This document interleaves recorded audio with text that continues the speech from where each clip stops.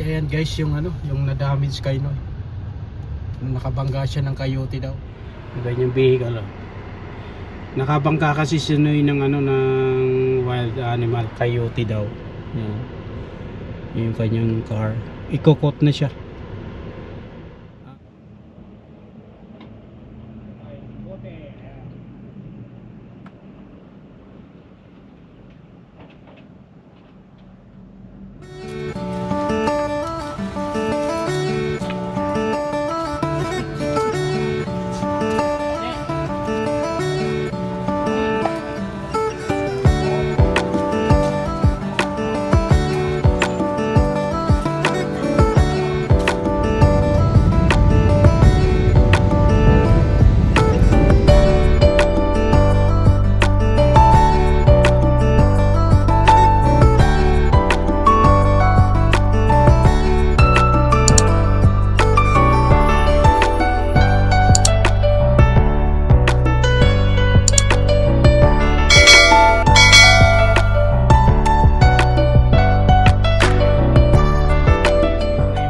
Sasakyan.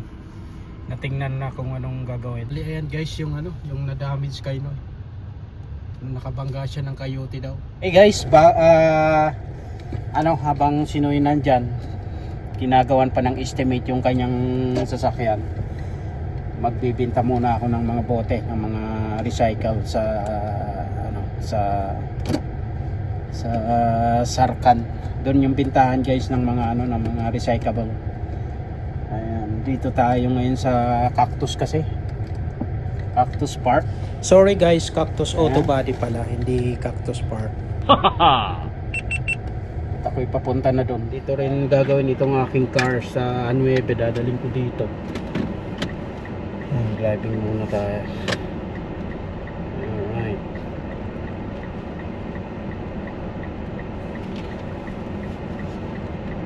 So ito yung Cactus Park Auto Body. Dito ko rin pinagawa dati itong car na to.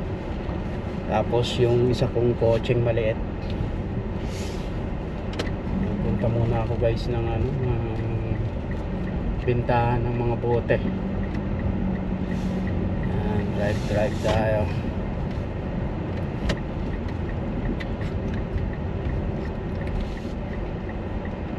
Ganda ng panahon, no? Pero minus 5 pa rin. Diretso lang to guys, papuntang ng Sarkan. Ito Kendalls naman. Dito nagwo-work yung aking panganay seeker. Ka-duty nga siya ngayon. Susunod na lang si Noy. Sabi ko sunod ka na lang para maibenta ko muna tong karga. May tatlo kong karga kasi. Ito na yung bintahan, Sarkan. Guys, mamaya kwento ko sa inyo kung paano nakabangga si Noy ng coyote daw. Ayon sa kanya, sabi niya coyote daw talaga yung biglang nag-jump sa harapan niya. Hanggang sa nakarating doon, inabot pa rin niya dito sa may driver side. Sabi ko, ang coyote kasi dito maliit lang, parang kasi halos malaki lang ng kaunti sa pusa. Pero sabi ko, bakit sobrang grabe naman, sobrang wasak yung kanyang harap sa driver side. So pero yun nga sabi niya, coyote daw. Madilim kasi, sabi ko nga baka hindi coyote yun, bakit aabot ng ganun yung bakit aabot sa point na ganun kawasak yung kanyang sasakyan.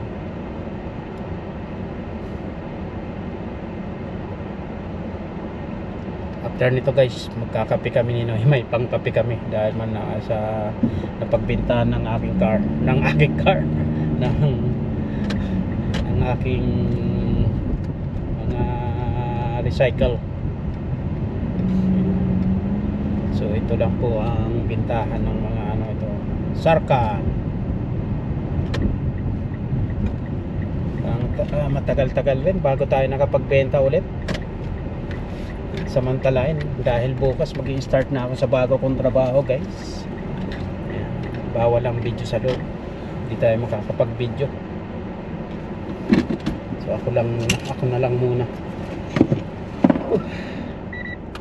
Ito ang bintahan guys ng ng mga plastic bottles. Kikita nyo yan guys, bibinta tayo. May tatlo, hindi ko nga naubos. Tinatamna kong maghalongkat ng mga nasa blue bin namin na mga punong-puno.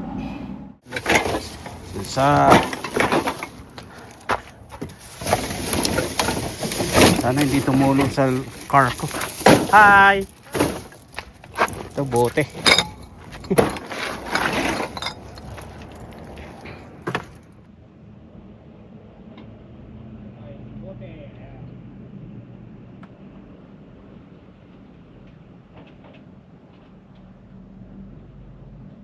Pagbenta na.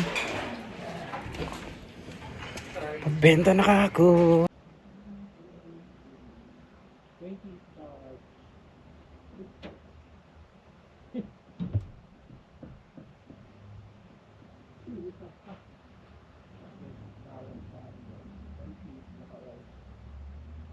Yan, papakita ko sa inyo kung magkano na pagbentahan ko sa bitbit kong tatlong ano na yan.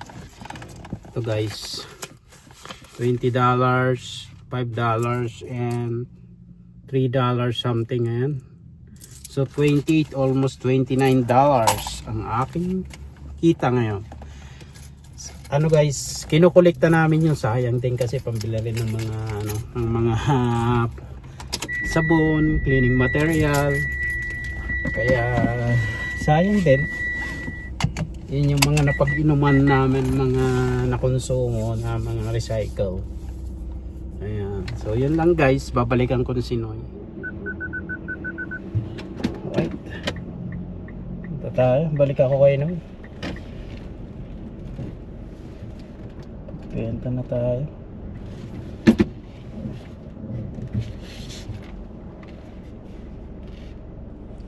Ay, ito na pala si Noy, hindi na ako babalik sa Cactus Auto Body. Taray! Kapit tayo!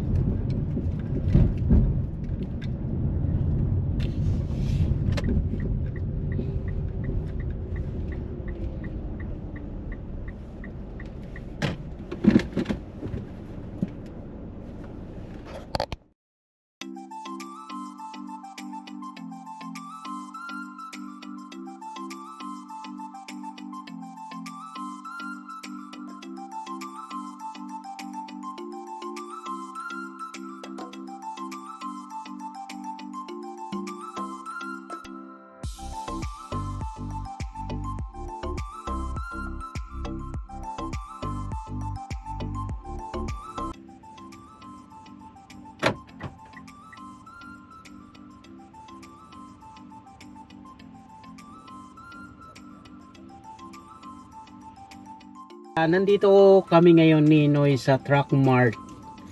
Ito yung kung saan pag gusto mong maghanap ng or wala kang mapagkuhanan, ito yung mga junk na mga salvage na ano na sasakyan.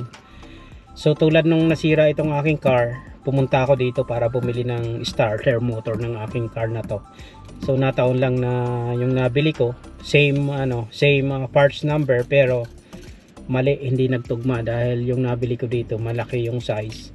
Yung pinol out na starter motor nitong aking car ay medyo may kaliitan, so hindi siya nagtugma. Tapos binalik ko dito at naibalik nila yung kung magkano yung presyo ng nung parts. So ngayon gusto kong i-share itong Truck Mart Esteban dahil sa mga kababayan, let's say mga kababayan natin parating dito sa Saskatchewan, dito sa Canada, especially dito sa Esteban, pwedeng pumunta dito pag kayo ay nasiraan, especially yung mga bago sa mga bagong newcomer dito sa lugar namin. Karamihan talaga dumaan sa mga second hand munang sasakyan yung kanilang binibili dahil para makapag-umpisa bago sila bumili ng bagong sasakyan, ng brand new one.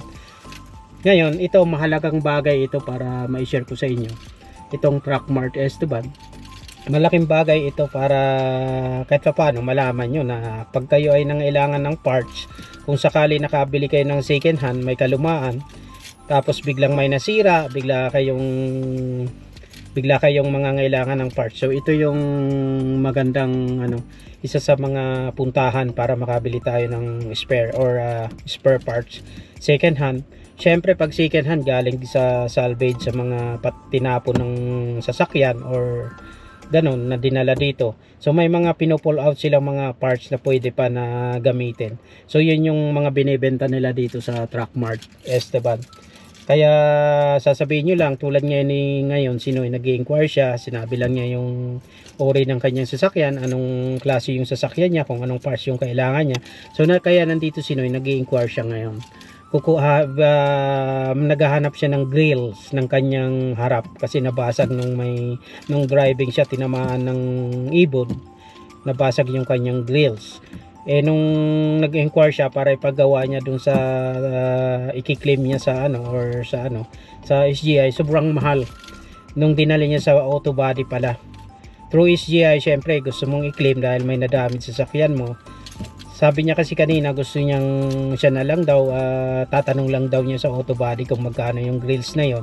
So malas, sobrang mahal pala yun, may 1,000 sa auto body kung saan siya nagtanong at kung saan sila ang gagawa ng kanyang sasakyan. So ngayon, ito alam niyo na guys, kung sakaling mga ilangan kayo ng sasakyan, ng parts ng inyong sasakyan sa mga baguang dadating dito sa Canada, ito ang the best place na pupuntahan nyo. Punta lang kayo dito at kayo ay makakahanap at kayo ay hahanapan nila kung walang available dito. Kayo ay hahanapan ng parts. Kung wala sila dito sa site na to, meron silang mga ibang location sa Saskatchewan or dito sa Canada. Tulad nung nabili kong starter motor, wala sila dito sa site, hinanapan nila ako sa kabilang location nila. Hindi ko alam kung saan galing yun, baka sa Saskatoon. Ayan. So yun lang muna guys, maraming salamat. Antayin ko lang si Noy.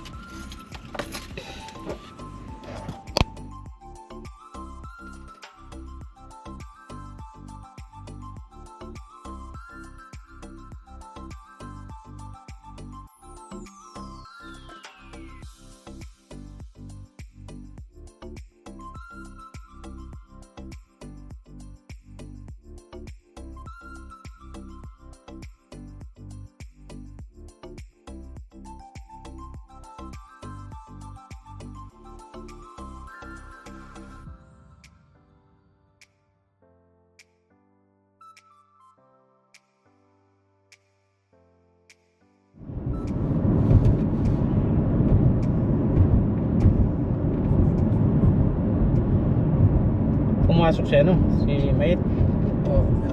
Nandito Friday nga pala yun. Yung dalawa mong anak, sabi mo di pumasok? Pumasok kasi sinisip. Kahawa-hawa nga kami. Ako na ako si Mayet. Mga truck kaso eh.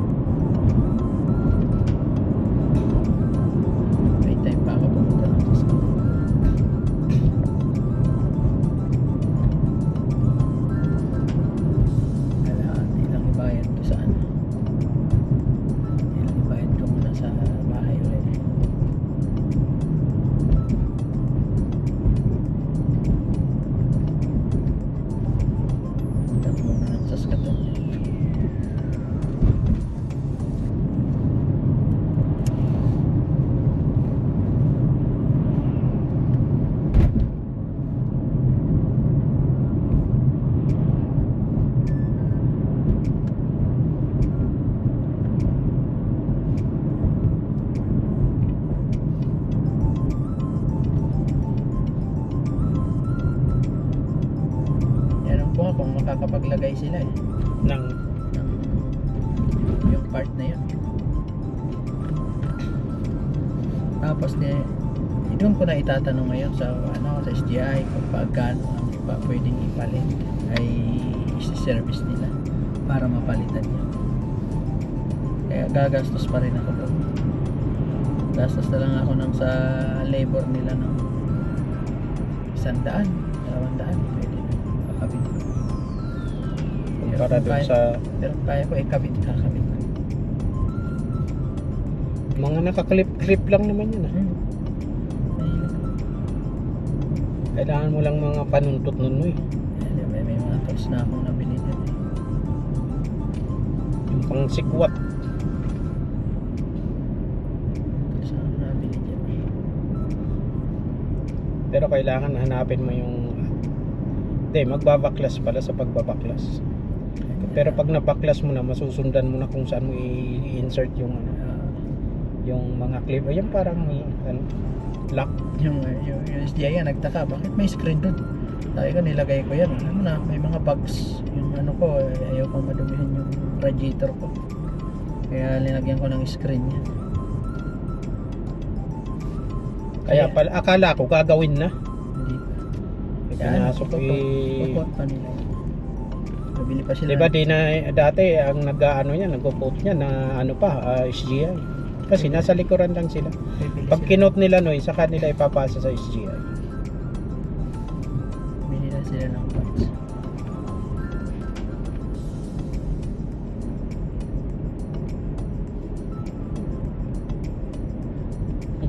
Yung yung naggasolina dito sa dati, Dicer. Dapat pala daw, i-claim ko din yung ano, yung sa bird. Sayang. Tignan yan. Multiple ang babayaran mo kasi Multiple ang babayaran. yung sa hail damage. Sabi ko, Yeah. paano yung sa hail damage? 2 to 4 years mo pa, baka masang na yan, bulok na yung sasakyan ko bago ma-claim yan. Depende siguro sa ano no, sa line up nila. Kaya nga eh, Isipin mo yun sa akin, ipapadala pa lang sa ano ang dami pa daw eh.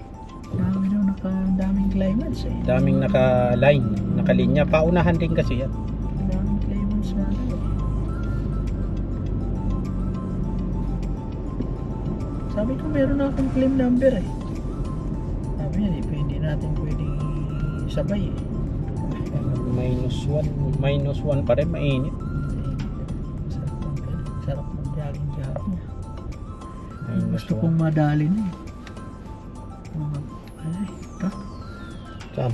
Itong mga truck ang gusto kong makuha. Yun, yung puti, ang ganda. Ganda.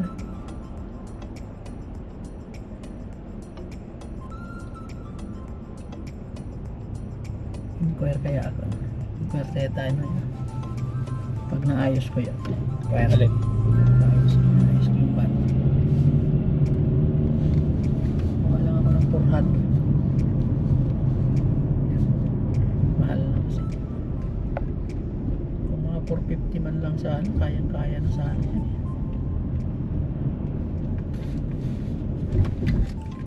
Maglaba muna ako ng mga ano ko. Yan mo na. Overall. Tanggalin ko lang yung Ako may tatanggalin. magagamit ako doon. Tatanggalin ko din lang yung ano. Dapat umpisahan mo nang iuwi yung mga ano mo eh. Gawin ko na nga, nasa Oh? bahay na. Yung bin ko. Pati yung bin ko yung sa- ano mo, yung mga steel to. Oo, yung still to eh. Kailangan yan eh. Hindi ko pa Ang kakailanganin mo doon yung babe na ano, pang baba. Yan na, nandiyan na, sa bahay. Hindi ko pa nagagamit kahit isang beses yun. Wala na yun. Wala nga naman na bawiin nila yan. Hindi ko nagagamit kahit isang beses yun. Wala naman magsusuot no. Unang-una, halos ilang taong ka doon? Kalahati. Di ba? Magdadalawang taon na ako. Pero malaking ano talaga na tumaon pa eh. Na kung kailan, Alis di ba? ko na eh. Taon pa talaga nakaalis ka. Grabe ano. 4? Madadala sila dyan sa ano, yung recommendation. Ha? Madadala na sila pag may nag-recommend. Ay, ganun Hindi talaga. na nila tatanggapin. Hindi na nila tatanggapin. Kasi kasi pag umalis, diba? Konektado, may Isipin. effect, may dominal. Oh, katulad kay Kendra, pinasok na si Deo. Dominal eh. Pag alis ni Kendra, kasama si Deo. Di ba? Sige na. Sige, oh. Anuin ko lang yung lalabahan ko. Tawagan ko rin.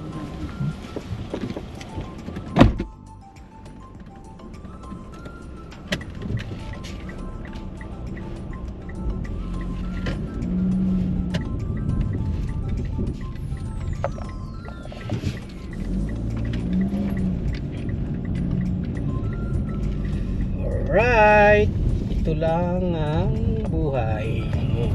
Bukas mag-start na ako sa work.